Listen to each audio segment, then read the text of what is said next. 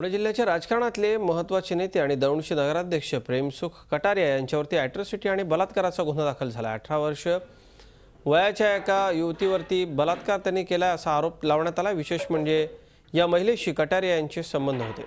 कटारिया यांच्यापासून 2 मुलं असल्याचे या महिलेने तक्रारीत म्हटले। आता मात्र कटारिया आपल्याला जीवे मारण्याची धमकी देत असल्याचं या महिलेने तक्रारीत म्हटले। पोलिसांनी या महिलेची मदत करणं टाळलं, मात्र अनेक संघटनांच्या पाठिंब्यावर या महिलेनं दौंड पोलीस ठाण्यासमोर धरणं आंदोलन सुरू केलं। अखेर पोलिसांनी गुरुवारी रात्री उशिरा कटारिया यांच्यावर गुन्हा दाखल केला। प्रेमसुख कटारिया कोण आहेत आपण पाहू।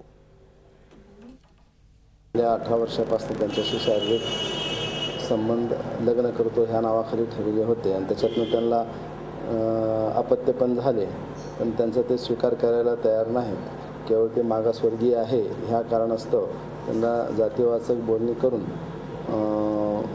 त्यांचा उपभोग घेतला, शारीरिक उपभोग घेतला, अशा स्वरूपाची त्यांनी तक्रार केलेली होती। त्यांनी जवळीक करून हे करून म्हणजे असं आमचे त्यांचे संबंध आले व त्याच्यातून मला ही मुलगी झाली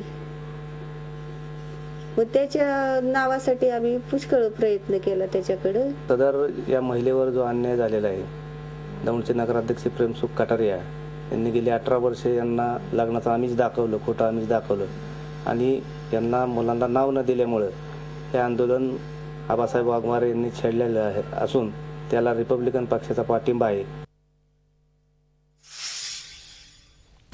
आपण पाहतोय प्रेमसुख कटारिया कोण आहेत। सलग 41 वर्ष दौंड नगर परिषदेचे ते नगरसेवक आहेत। 6व्यांदा दौंडचे नगराध्यक्ष झालेत।